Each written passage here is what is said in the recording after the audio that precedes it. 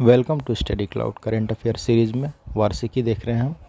सितंबर 2023 से अगस्त 2024 तक कवर किया हुआ है। सेट 5 हम देखेंगे आज।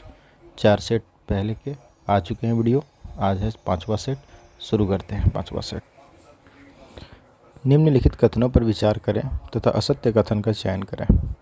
बताना है कौन सा स्टेटमेंट इसमें गलत है। पहला है, भारत को 2030 तक हरित वित्त पोषण के लिए लगभग 2.5 ट्रिलियन अमेरिकी डॉलर की आवश्यकता है। ये सही है, बिल्कुल सही है। नाबार्ड ने पर्यावरण दिवस पर अपनी जलवायु रणनीति 2030 दस्तावेज का अनावरण किया, ये भी सही है। नाबार्ड की स्थापना 1984 में शिवरमन समिति की सिफारिश पर हुई। 1984 में नहीं, ये 1982 में हुई थी। बी शिवरमन समिति की सिफारिश पर 1982 में नाबार्ड की स्थापना हुई थी। तीसरा स्टेटमेंट जो है वो गलत है, तो ऑप्शन बी हमारा सही उत्तर है। ऑप्शन सी, सॉरी बी नहीं सी, जो गलत स्टेटमेंट है वो 3 है केवल, तो ऑप्शन सी हमारा सही उत्तर है। पृथ्वी दिवस 2024 की थीम क्या थी? ग्रह बनाम प्लास्टिक। निम्नलिखित कथनों पर विचार करें तथा सत्य कथन का चयन करें। ट्रू स्टेटमेंट कौन सा है? विश्व प्रेस स्वतंत्रता सूचकांक में भारत की रैंकिंग में सुधार हुआ और स्कोर 36.62 से गिरकर 31.28 हो गया, ये सही है पहला स्टेटमेंट। वर्ष 2024 में भारत का रैंक 159 है तथा डेनमार्क इसमें शीर्ष पर है, ये स्टेटमेंट गलत है। डेनमार्क शीर्ष पे नहीं, नॉर्वे शीर्ष पे है। दूसरा स्टेटमेंट जो है गलत है, केवल पहला स्टेटमेंट सही है, तो ऑप्शन ए हमारा सही उत्तर है।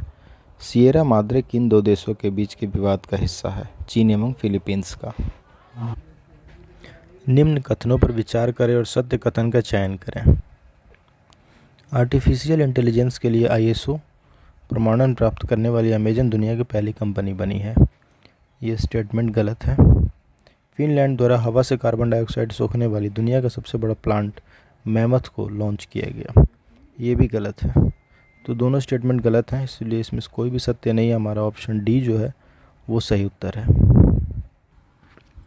विश्व हाइड्रोजन शिखर सम्मेलन 2024 के संदर्भ में कौन सा कथन सत्य है? इसका आयोजन मई 2024 को रोटरडैम नीदरलैंड में किया गया। भारत ने पहली बार विश्व हाइड्रोजन शिखर सम्मेलन 2024 में अपना स्वयं का मंडप स्थापित किया। इस मिशन का लक्ष्य 2030 तक 5 मिलियन मीट्रिक टन की हरित हाइड्रोजन उत्पादन क्षमता प्राप्त करना है। और लास्ट है उपयुक्त सभी। तो सारे स्टेटमेंट इसमें जो है वो सही हैं, इसलिए हमारा ऑप्शन डी सही उत्तर है। हाल ही में अंतर्राष्ट्रीय शतरंज महासंघ फीडे द्वारा ग्रैंड मास्टर के खिताब से सम्मानित होने वाली तीसरी भारतीय महिला कौन बनी है? बी रमेश बाबू। नेक्स्ट है, मिलान करना है। प्रतिमा सिंह हैं, संजय भल्ला हैं, यादविंदर माल्ही हैं और संजय कुमार मिश्रा हैं। तो प्रतिमा सिंह हैं, उद्योग संवर्धन और आंतरिक व्यापार विभाग DPIIT के निदेशक के पद पर नियुक्त हुई हैं। संजय भल्ला बने हैं भारतीय नौसेना के चीफ ऑफ पर्सनल के पद पर नियुक्त हुए हैं। यादविंदर माल्ही लंदन के प्राकृतिक इतिहास संग्रहालय बोर्ड में दोबारा नियुक्ति। और संजय कुमार मिश्रा GST अपीलीय न्यायाधिकरण के पहले अध्यक्ष बने हैं। तो ऑप्शन सी हमारा सही उत्तर है। 4 3 2 1। प्ले ट्रू #प्ले ट्रू अभियान किस संस्था के द्वारा चलाया गया? राष्ट्रीय डोपिंग विरोधी एजेंसी नाडा के द्वारा। वेस्ट नील बुखार से संबंधित मामले केरल में पाए गए। वेस्ट नील बुखार वायरस से होने वाला रोग है। इस बीमारी का होस्ट मच्छर है। बताना है कौन सा स्टेटमेंट सही है।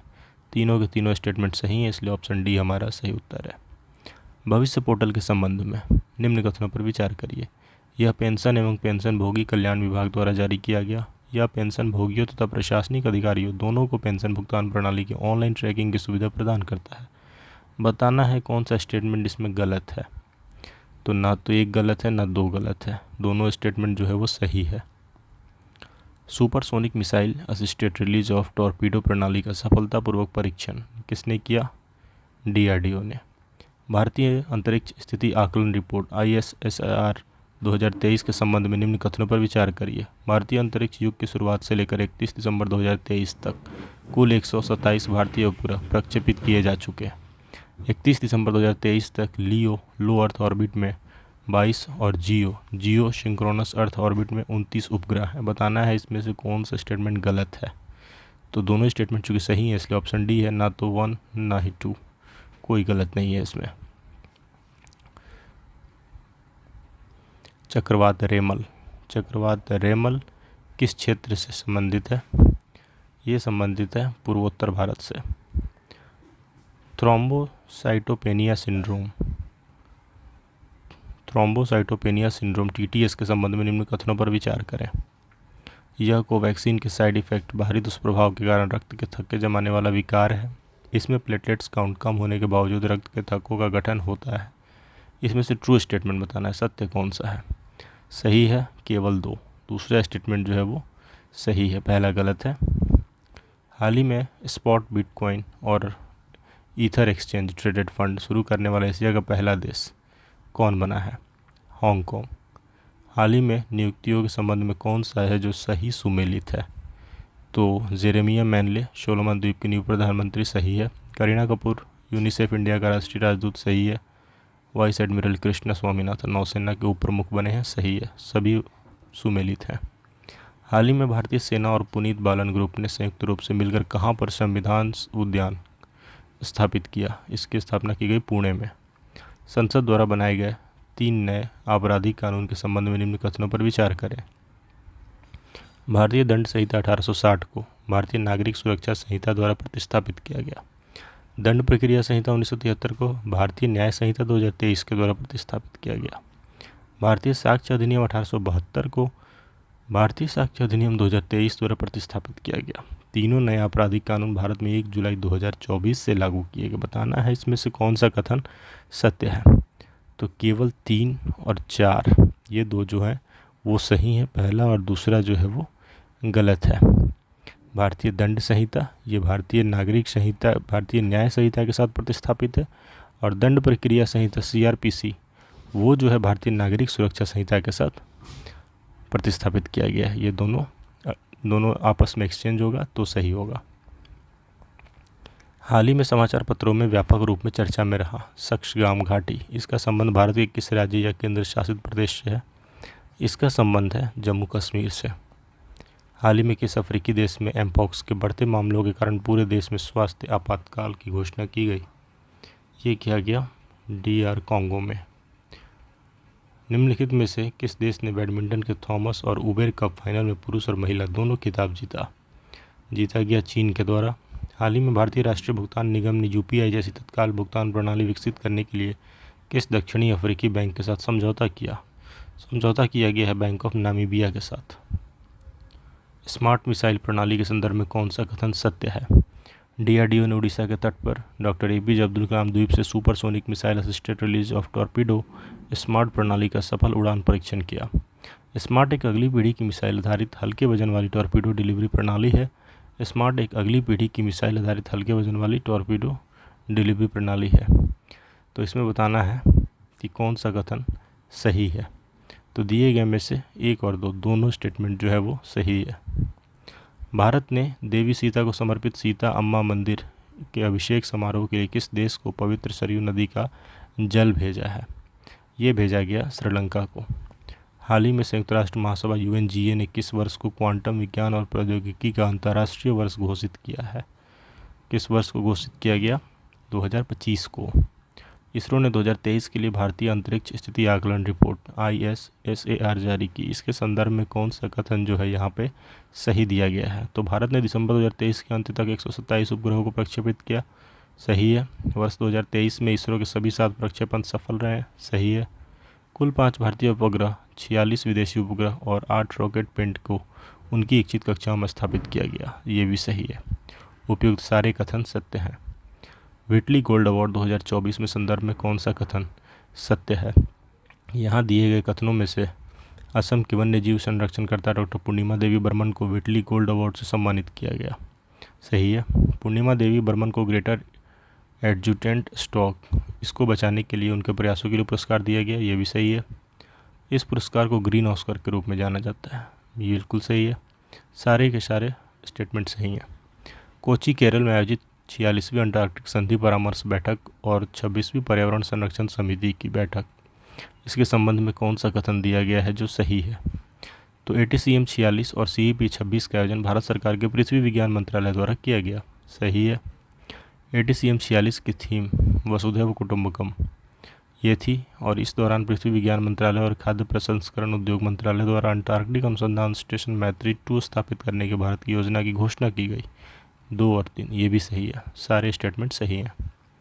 चंद्रमा के सुदूरवर्ती भाग से पहली बार नमूने एकत्र करने के लिए निम्नलिखित में से किस देश ने अपना जटिल और महत्वाकांक्षी चांग-ई 6 मिशन प्रक्षेपित किया? चीन का मिशन है ये। आर्थिक थिंक टैंक GTRI के आंकड़ों के अनुसार वित्त वर्ष 2023-24 में निम्न में कौन सा देश 118.4 बिलियन डॉलर के दो तरफा वाणिज्य के साथ भारत का सबसे बड़ा व्यापारिक साझेदार देश बना है? चीन बना है। निम्न में से किस देश ने विश्व अरंडी स्थिरता मंच WCSF की शुरुआत की? ये किया गया भारत के द्वारा।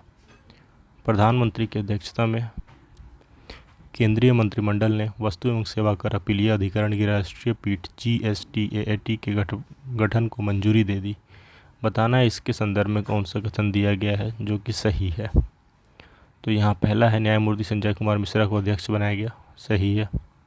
GST अपीलीय न्यायाधिकरण के लिए अध्यक्ष को सर्वोच्च न्यायालय का न्यायाधीश होना चाहिए या उच्च न्यायालय में मुख्य न्यायाधीश के रूप में कार्य किया होना चाहिए। ये भी सही है। GST अपीलीय न्यायाधिकरण के सदस्यों के लिए अधिकतम आयु सीमा अध्यक्ष के लिए 70 वर्ष, न्यायिक सदस्यों और राज्य अध्यक्षों के लिए 65 वर्ष तथा तकनीकी सदस्यों के लिए 65 वर्ष। ये भी सही है। तीनों स्टेटमेंट जो है वो सही हैं, 1, 2 और 3। विश्व प्रेस स्वतंत्रता सूचकांक 2024 इसके संदर्भ में कथनों पर विचार करिए। पहला है 180 देश में भारत 159वें स्थान पर रहा। दूसरा है इसे रिपोर्टर्स विदाउट बॉर्डर्स द्वारा जारी किया गया। तीसरा है इस रिपोर्ट में नॉर्वे, डेनमार्क और स्वीडन क्रमशः पहले, दूसरे और तीसरे स्थान पर है तथा इरिट्रिया सूची में सबसे नीचे है। यहाँ पे तीनों स्टेटमेंट सही हैं, 1, 2 और 3। तो ऑप्शन डी हमारा सही उत्तर है। गाजा के संकट को कवर करने वाले किस देश के पत्रकारों को यूनेस्को गिलर्मो कानो प्रेस वर्ल्ड प्रेस फ्रीडम पुरस्कार 2024 के विजेता के रूप में नामित किया गया? कौन से देश के ये लोग हैं पत्रकार? ये हैं फिलिस्तीन के या फिलीपींस के, पैलेस्तीन के। अरेबियन ट्रैवल मार्ट 2024 के संबंधित निम्न कथनों पर विचार करिए। इसका आयोजन 6 से 9 मई 2024 के मध्य दुबई में हुआ। इसमें पर्यटन मंत्रालय भारत सरकार ने कूल समर्स ऑफ इंडिया अभियान की शुरुआत की। बताना है कौन सा स्टेटमेंट जो है इसमें सही है। 1 और 2 दोनों स्टेटमेंट में, दोनों के दोनों यहाँ पे सही स्टेटमेंट हैं। पेमा खांडू हाल ही में किस पूर्वोत्तर राज्य के मुख्यमंत्री बने? अरुणाचल प्रदेश के। निम्न में से किस केंद्रीय मंत्रालय ने भारतीय उद्योग परिसंघ के सहयोग से मेडिटेक स्टैकथॉन 2024 का शुभारंभ किया? ये किया गया रसायन और उर्वरक मंत्रालय। हाल ही में भारत के पहले स्वदेशी बम वर्षक मानव रहित हवाई विमान FWD-200B का अनावरण बेंगलुरु में किया गया। इसके संदर्भ में बताना है कौन सा कथन दिया गया है जो कि सही है। तो यह भारतीय रक्षा और aerospace company Flying Wedge Defence द्वारा विकसित मानव रहित हवाई वाहन सैन्य ग्रेड बम वर्षक है। FWD-200B एक माध्यम ऊंचाई लंबे सहन शक्ति मानव रहित लड़ाकू हवाई वाहन है। सही है दोनों। इसकी पेलोड क्षमता 100 किलोग्राम है। इसकी अधिकतम गति 370 किलोमीटर प्रति घंटे की है, यानी 200 समुद्री मील। ये भी सही है। उपयुक्त सभी कथन सत्य हैं।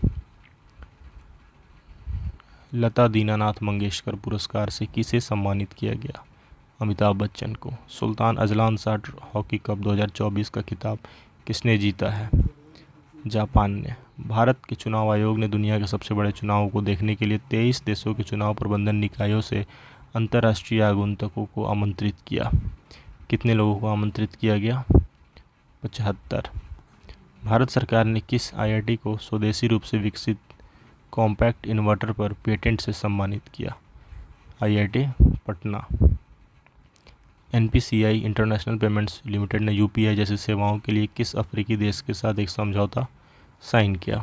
ये किया गया नामीबिया के साथ। किस संगठन ने वैश्विक आर्थिक संभावनाएं रिपोर्ट जारी की? विश्व बैंक ने। किस स्टार्टअप ने हाल ही में भारत का पहला वाणिज्यिक सिस्टम ऑन चिप लॉन्च किया जिसका नाम सिक्योर इंटरनेट ऑफ थिंग्स है? ये किया गया है माइंड ग्रोव टेक्नोलॉजीज़ के द्वारा।